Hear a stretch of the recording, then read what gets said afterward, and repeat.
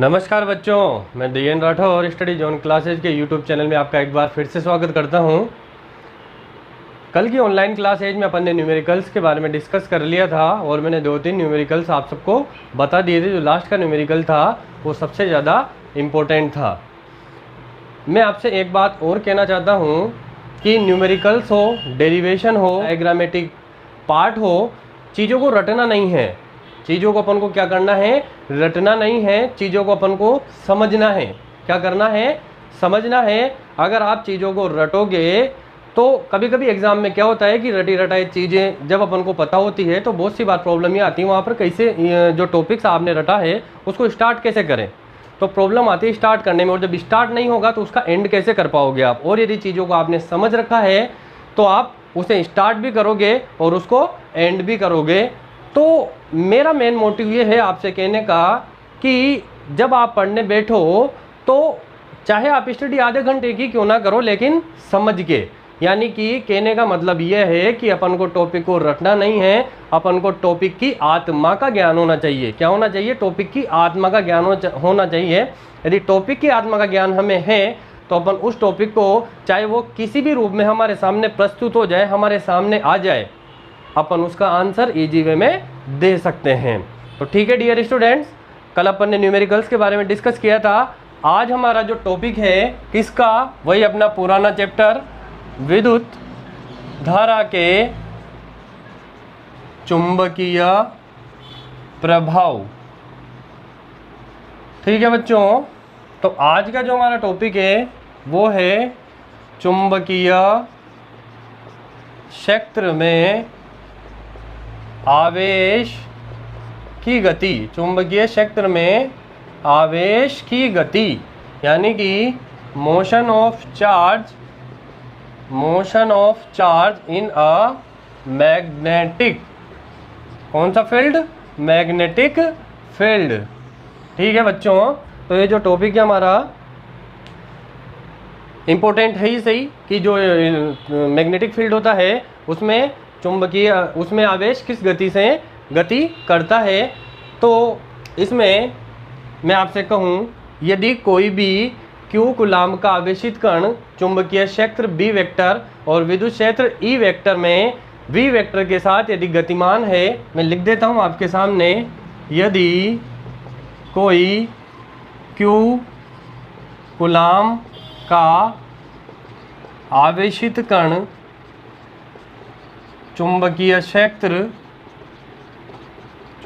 को बोलते हैं बी वेक्टर, व विद्युत क्षेत्र यानी कि इलेक्ट्रिक फील्ड इसको बोलते हैं ई वेक्टर। चुंबकीय क्षेत्र बी वेक्टर व विद्युत क्षेत्र ई वेक्टर में वी वेग से गति करता है या गुजरता है तो उस कण पर दो बल कार्य करते हैं। उस बल पर दो बल कार्य करते हैं। पहला होता है इलेक्ट्रिक फोर्स यानी कि विद्युत बल यानी कि एफ ई वेक्टर यानी कि इलेक्ट्रिक फोर्स, ये बराबर होता है क्यू ई वेक्टर के। और दूसरा जो बल कार्य करता है उस कण पर वो होता है चुंबकीय बल यानी कि एफ एम वेक्टर। ये बराबर अपन ने चुंबकीय क्षेत्र में पढ़ा था किसके? Q we vector into B vector के। ये है मैग्नेटिक फोर्स।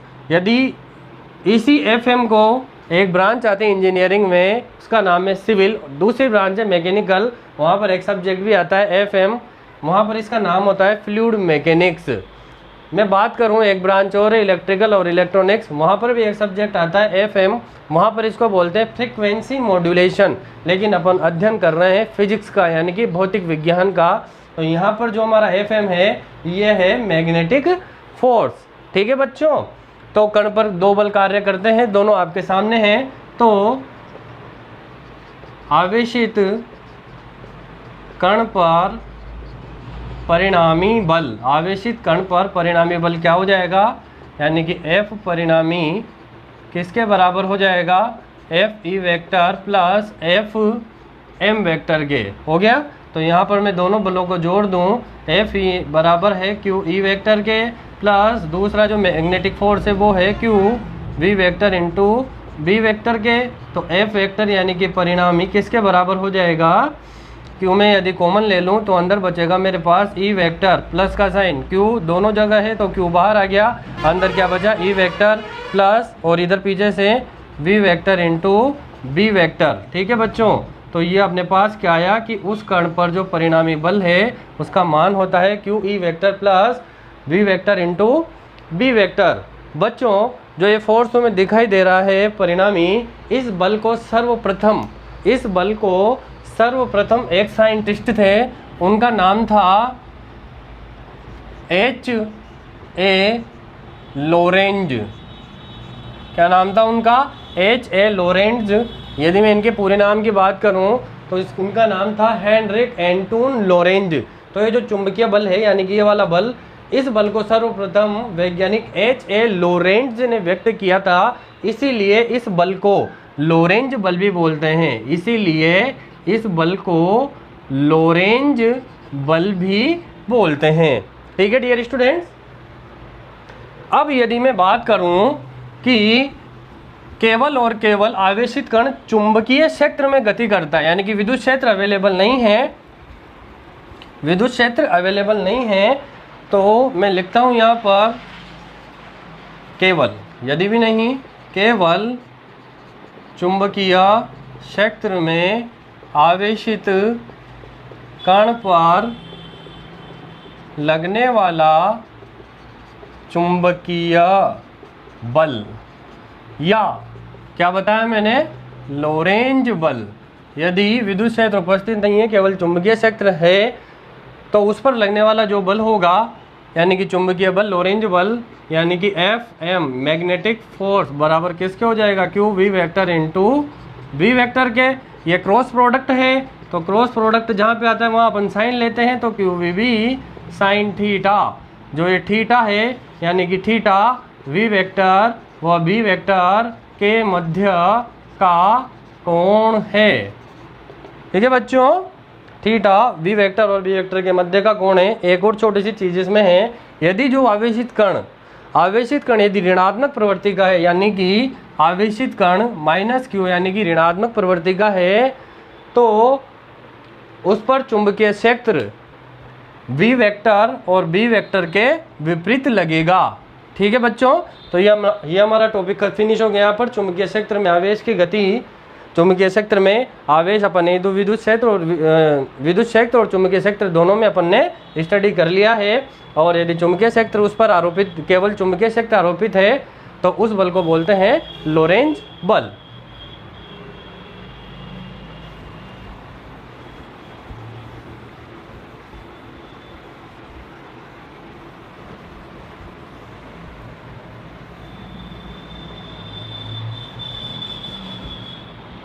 अब हमारा नेक्स्ट टॉपिक है लंबवत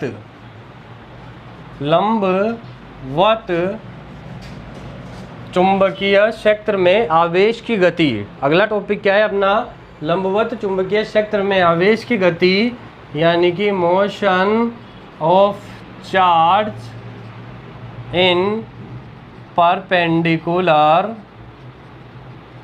magnetic field, motion of charge in perpendicular magnetic field. ठीक है बच्चों, तो इसका जो डायग्राम है, मैं छोटा सा डायग्राम है, मैं यहाँ पर ड्रॉ कर देता हूँ उसको।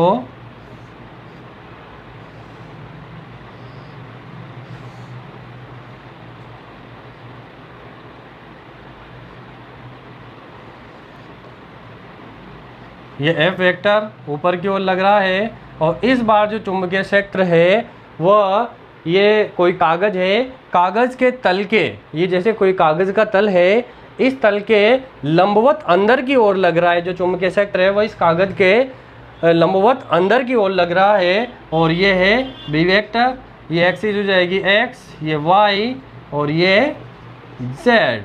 ठीक है डियर स्टूडेंट्स, ये एक और डायग्राम, ये F vector F vector F vector और ये एफ वेक्टर, ये वी वेग है इसका, ये वी वेक्टर वेग है, वी वेक्टर वेग है, और v वेक्टर वेग है। और अपन को ज्ञात करना है कि लंबवत चुंबकीय क्षेत्र में, यानी कि जो लंबवत चुंबकीय क्षेत्र है उसमें हमें आवेश की गति ज्ञात करनी है। तो इसके पहले जो इक्वेशन थी हमारे पास वो क्या थी कि एफ एम वेक्टर बराबर किसके था, Q we vector into B vector के। चूँकि एफ एम वेक्टर बराबर था क्यू वी, डायरेक्ट लिख देता हूँ मैं equation, Q V B sine theta. तो मैं यहाँ पर लिखूँ यदि वी वेक्टर व बी वेक्टर एक दूसरे के लंबवत हैं तो थीटा बराबर किसके हो जाएगा, 90 के। तो एफ एम वेक्टर बराबर क्यू वी बी साइन 90, और आप सब जानते हैं साइन 90 बराबर होता है 1। तो यहाँ से एफ एम वेक्टर बराबर किसके आ जाएगा, क्यू वी बी के। ठीक है बच्चों, तो यहाँ पर जो चुंबकीय क्षेत्र है वह कागज़ के तल के लंबवत अंदर की ओर लग रहा है। तो जब कोई भी बल अंदर की ओर कार्य करता है तो उस पर वो किसके बराबर होता है, वो अभी केंद्रीय बल के बराबर होता है। मैं यहाँ पर एक लैंग्वेज लिखता हूँ, लंबवत चुंबकीय क्षेत्र में आवेश की गति के लिए आवश्यक अभिकेंद्रीय बल चुंबकीय बल से प्राप्त होता है। यानी कि कोई भी बल यदि सेंटर की ओर लगता है, कोई भी गोला है उसके सेंटर की ओर यदि कोई बल लगता है तो उस बल को अपन बोलते हैं अभिकेंद्रीय बल, यानी कि सेंट्रीपिटेड फोर्स। तो यहाँ पर जो आवेश की गति के लिए आवश्यक जो अभिकेंद्रीय बल, यानी कि अंदर की ओर जो बल लग रहा है, अंदर की ओर जो बल लग रहा है वह चुंबकीय बल से प्राप्त होता है। किससे प्राप्त होता है, वो चुंबकीय बल से प्राप्त होता है। तो देखो बच्चों, यहाँ पर अपन लंबवत चुंबकीय क्षेत्र में आवेश की गति निकालें तो अभिकेंद्रीय बल किसके बराबर, अभिकेंद्रीय बल क्या होता है, M V square upon R के। और अपना जो चुंबकीय बल है वो बराबर होता है क्यू वी बी। एक वी से एक वी कट जाएगा, यदि मैं इसको क्रॉस मल्टीप्लाई करूं तो आर बराबर किसके आ जाएगा, M V upon Q B के। किसके आ गया, M V upon Q B के। तो यहाँ से जो आर है ये वृत्ताकार पथ की त्रिज्या है और एम है कण का द्रव्यमान। मैं यहाँ से वी का मान निकाल सकता हूँ। तो यहाँ से जो वी हमें मिलेगा, यहाँ से जो वी हमारे पास आएगा तो वी बराबर हो जाएगा Q B R upon M. किसके बराबर हो जाएगा, यहाँ से यदि मैं वी निकालूँ तो ये इधर मल्टीप्लाई होगा क्यू बी आर और ये एम इसके नीचे आ जाएगा। तो ये लंबवत चुंबकीय क्षेत्र में आवेश की गति हमारे पास आ गई। यदि मैं इस इक्वेशंस को और आगे तक सॉल्व करता हूँ, ये तो बात हुई गति की, इस इक्वेशन को यदि मैं आगे सॉल्व करता हूँ तो आप सब जानते होंगे समवेग, आपने पढ़ा होगा 11वीं में, समवेग बराबर होता है द्रव्यमान इंटू वेग, यानी कि momentum is equal to mass into velocity. तो समवेग को अपन व्यक्त करते हैं तो P बराबर किसके हो जाता है, एम वी के। तो मैं इस इक्वेशन से, यानी इक्वेशन से एक में P बराबर क्या लिख दूं, एम वी लिख दूं। तो यहाँ से R बराबर P अपॉन क्यू बी हमारे पास आ जाएगा। ठीक है बच्चों, और यदि अगर आप अपन इसे आगे सॉल्व करते हैं तो देखो हमें क्या प्राप्त होता है। यदि कण की गतिज, कौन सा कण, आवेशित कण की गतिज ऊर्जा E के है तो P बराबर लिखा जाता है √2m E के। अब आप बोलोगे सर आपने अभी P बराबर तो m इंटू वी बताया, अभी आप बता रहे हो कि P बराबर √2m E के होता है। ये कैसे होता है, देखो बच्चों, काइनेटिक एनर्जी यानी कि गतिज ऊर्जा आपने पढ़ी है, तो गतिज ऊर्जा बराबर होता है यानी कि E के, काइनेटिक एनर्जी। इसको मैं के ई भी लिख सकता हूँ, E के भी लिख सकता हूँ, तो मैंने यहाँ पे लिखा है E के। काइनेटिक एनर्जी बराबर होता है हाफ एम बी स्क्वायर के। तो E के बराबर हाफ ये m इस v को मैं v का स्क्वायर है तो एक v मैंने यहाँ लिख दिया इंटू करके एक v यहाँ लिख दिया। अब मैं क्या करता हूँ इसमें कि m से गुणा और भाग भी कर देता हूँ साथ के साथ ही, तो ये इक्वेशंस हमारे पास आ जाएगी, कोई प्रॉब्लम नहीं है। m से गुणा और भाग कर दिया, कोई दिक्कत वाली बात नहीं है। तो e के यहाँ से क्या आएगा हाफ mv, मैंने क्या बताया था आपको p, तो ये देखो इस mv की जगह तो लिख दिया मैंने p।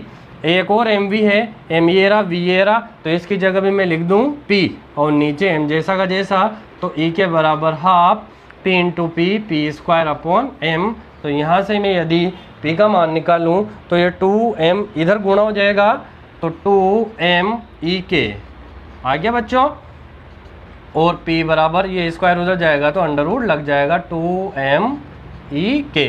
तो ये मैंने ये लिखा यहाँ पर, वो कहाँ से आया, वो यहाँ से आया।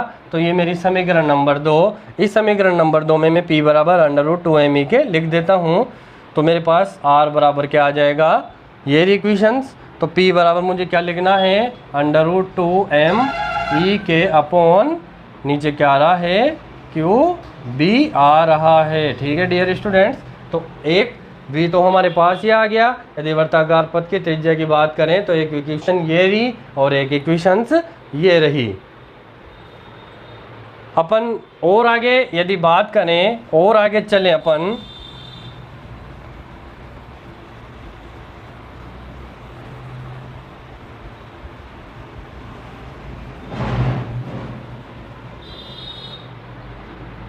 यदि वो अपन से पूछता है कि गति का आवर्त काल भी निकालो, क्या निकालो, आवर्त काल यानी कि टाइम पीरियड। तो गति का आवर्त काल कैसे निकालेंगे अपन, गति का आवर्त काल, गति का आवर्त काल, आवर्त काल को बोलते हैं टाइम पीरियड, और टाइम पीरियड बराबर होता है डिस्टेंस अपॉन स्पीड के, TDS, यानी कि टाइम बराबर दूरी बटा चाल। टाइम बराबर क्या होता है, दूरी बटा चाल, यानी कि एक पूरा चक्कर तय करने में दूरी बटा चाल। ठीक है स्टूडेंट्स, तो दूरी क्या है, मैंने वो सेकंड वाला जो डायग्राम बनाया था, यदि कोई भी आवेशित कण पूरे गोले को कंप्लीट करता है तो उसने किसका चक्कर पूरा किया, वृत्त की परिधि का। तो कितनी दूरी तय करी उसने, परिधि के बराबर। तो दूरी बराबर परिधि, और परिधि क्या होती है वृत्त की, 2πr के, और यहाँ पर चाल v है। तो t बराबर यहाँ से 2π अपॉन v को मैं बाहर ले लेता हूँ, और r अपने पास क्या था, r ये रहा, कहाँ गया, ये रहा, मेन वाला जो r था मैं उसको यहाँ पर पुटअप कर देता हूँ mv अपॉन qb। इस v से ये v कैंसिल, तो टाइम पीरियड बराबर 2πm अपॉन qb। ठीक है बच्चों, अपने पास इस इक्वेशन से तीन चीज़ें तो आ गई है, v आ गया, त्रिज्या भी आ गई है, टाइम पीरियड भी आ गया है। और यदि वो पूछे कि कण की रैखिक आवृत्ति, कण की रैखिक आवृत्ति क्या होगी, तो आप सबको पता होगा कि टाइम पीरियड का व्युत्क्रम, यानी कि जो आवर्त काल है उसका व्युत्क्रम किसके बराबर होता है, आवृत्ति के, यानी कि फ्रीक्वेंसी के। और फ्रीक्वेंसी को किससे डिनोट करते हैं, न्यू से। ये न्यू है और ये वी है, ध्यान रखना बच्चों, दोनों चीज़ें अलग अलग है। तो फ्रीक्वेंसी किसके बराबर होती है, आवर्तकाल के व्युत्क्रम के, यानी कि 1/t के। तो यहाँ से न्यू बराबर की मैं बात करूँ, 1/t बराबर क्या है, 2πm अपॉन qb। तो t बराबर किसके आ जाएगा, qb ऊपर जाएगा, तो qb अपॉन 2πm। अपने पास आवृत्ति भी आएगी, कौन सी आवृत्ति, रैखिक आवृत्ति। रैखिक आवृत्ति को इंग्लिश में बोलते हैं लीनियर फ्रीक्वेंसी। क्या बोलते हैं, लीनियर फ्रीक्वेंसी। अब लास्ट चीज़, इसकी जो लास्ट चीज़ है वो एक और है कि कण की कोणीय आवृत्ति की यदि बात करें, किसकी बात करें, कोणीय आवृत्ति, यानी कि पूरे सर्कल। ठीक है, तो पूरा सर्कल यदि कोई भी कण कंप्लीट करता है तो वो किसके बराबर करता है, 2π के। तो यदि मैं बात करूं कण की कोणीय आवृत्ति क्या है, कण की कोणीय आवृत्ति, और कोणीय आवृत्ति को लिखते हैं ओमेगा से, आपने 11वीं में पढ़ लिया होगा। ये कोणीय आवृत्ति बराबर होती है 2π अपॉन t के, यानी कि कंप्लीट सर्कल 360 का होता है, तो कोणीय आवृत्ति 2π अपॉन t के। तो मैं इसको ऐसे भी लिख सकता हूँ, ओमेगा बराबर 2π इंटू 1/t। तो ओमेगा बराबर 2π और 1/t किसके बराबर है, रैखिक आवृत्ति के, यानी कि न्यू के। तो अपन यहाँ से 2 पाई इंटू न्यू, न्यू की वैल्यू ये रही अपने पास, न्यू की वैल्यू ये रही अपने पास। यहाँ पर मैं वैल्यू रख देता हूँ क्यू बी अपॉन 2 पाई एम, 2 पाई से 2 पाई कैंसिल हो जाएगा, तो कण की कोणीय आवृत्ति क्या हो जाएगी, क्यू बी अपॉन एम। क्या हो गई, क्यू बी अपॉन एम। तो बच्चों ये जो क्वेश्चंस है ये डायरेक्ट आने की चांसेस तो बहुत कम है इसके, बट इस पे वो न्यूमेरिकल कर सकता है, न्यूमेरिकल पूछ सकता है कि कोई भी कण है तो उसका आवर्तकाल पूछ सकता है, वृत्ताकार पथ की त्रिज्या पूछ सकता है, कण की कोणीय आवृत्ति और कण की रैखिक आवृत्ति भी वो आपसे पूछ सकता है। चीज़ें सब एक दूसरे से जुड़ी हुई है और सारी चीज़ें सेपरेट है, यानी कि अलग अलग है, तो आप इन्हें रटने की कोशिश ना करें। टॉपिक की आत्मा का ज्ञान मैं यहाँ पर बोर्ड पर दिखा रहा हूँ और इसको आप समझें, क्या टॉपिक की आत्मा का ज्ञान करें। यदि ये आपको एक बार हो गया तो आप ज़िंदगी में कभी इन चीज़ों को भूल ही नहीं पाएंगे। हो सकता है ये टाइम के साथ ब्लर हो जाए, लेकिन यदि ये आपको जब भी दिखेगी तो वापस रिवाइज हो जाएगी कि हाँ सर ने हमें आत्मा का ज्ञान कराया था, और वो आत्मा आपके सामने आकर प्रस्तुत हो जाएगी बच्चों। ठीक है डियर स्टूडेंट्स, चलते हैं अपने मोस्ट इम्पोर्टेंट टॉपिक की तरफ।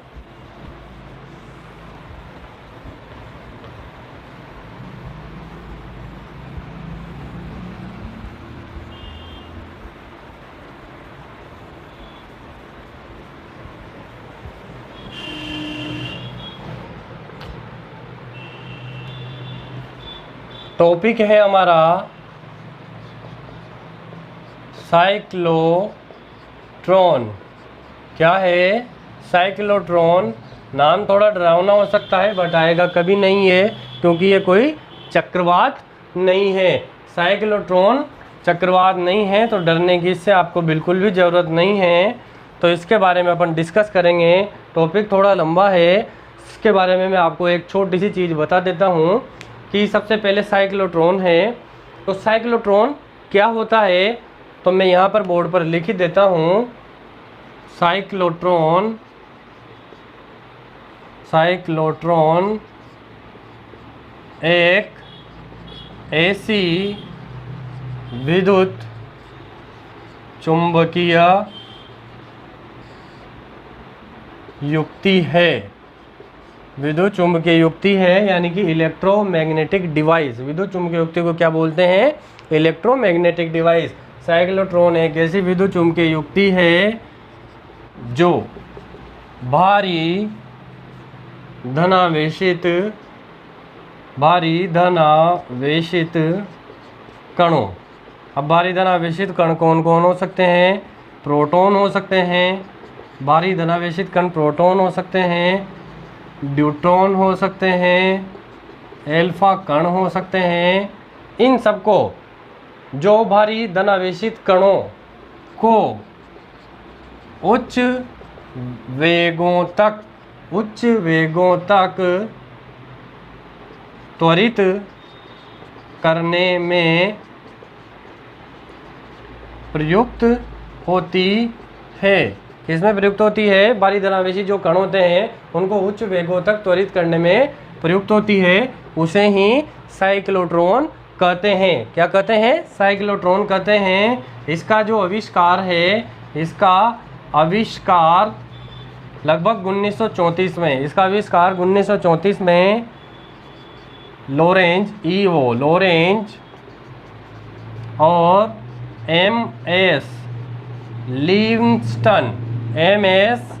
लिविंगस्टन ने किया था। किसने किया था, महेंद्र सिंह लिविंगस्टन ने। बच्चों महेंद्र सिंह नहीं है ये MS लिविंगस्टन ने, इन्होंने इसको डिस्कवर किया था, जिसे क्या बोलते हैं, साइक्लोट्रॉन। एक बार और बता देता हूँ, साइक्लोट्रॉन एक ऐसी विद्युत चुंबकीय युक्ति है जिसके द्वारा जो भारी पार्टिकल्स होते हैं, यानी कि अभी पार्टिकल्स होते हैं, वो प्रोटॉन हो सकते हैं, न्यूट्रॉन और एल्फा पार्टिकल, उनको उच्च वेगों यानी कि हाई वेलोसिटी तक त्वरित यानी कि एक्सेलरेट किया जा सकता है, उनके वेगों को बहुत ज़्यादा बढ़ाया जा सकता है। ऐसी युक्ति को ही साइक्लोट्रॉन कहते हैं। लॉरेंज और लिविंगस्टन साहब ने इसका आविष्कार किया था। इसके आगे अपन पढ़ेंगे कि यह किस सिद्धांत पर कार्य करती है, इसकी बनावट किस प्रकार की है, इसकी कार्य प्रणाली क्या है, इसका जो चुंबकीय क्षेत्र है वो क्या होता है, इसका यूज कहाँ कहाँ पर होता है, इसका यूज कहाँ पर नहीं होता है। तो इन सब चीज़ों के लिए अपन कल की ऑनलाइन क्लासेज में उनके बारे में डिस्कस करेंगे। आज के लिए बस इतना ही। मैं आपसे एक बार और बोलना चाहता हूँ, यदि आपको हमारे वीडियोस पसंद आ रहे हैं तो इन्हें आप सब्सक्राइब करें, लाइक करें और शेयर करें। ठीक है डियर स्टूडेंट्स, एक और बात आपने पढ़ी भी होगी बचपन में अपने पेरेंट्स से, या कुछ सोची भी होगी कि ध्यान से पढ़ना है, ध्यान से पढ़ना है, ध्यान से पढ़ना है, या ध्यान से लिखना है, ध्यान से समझना है। तो देखो बच्चों, आज आप वाकई में ध्यान से, यानी कि ध्यान से, DN से ही पढ़ रहे हो। ठीक है डियर स्टूडेंट्स, मुझे इजाज़त दीजिए। कल फिर अपन मिलेंगे इसी ऑनलाइन स्टडी जोन क्लासेज के ऑनलाइन प्लेटफॉर्म पर। आज के लिए बस इतना ही। जय हिंद, जय भारत।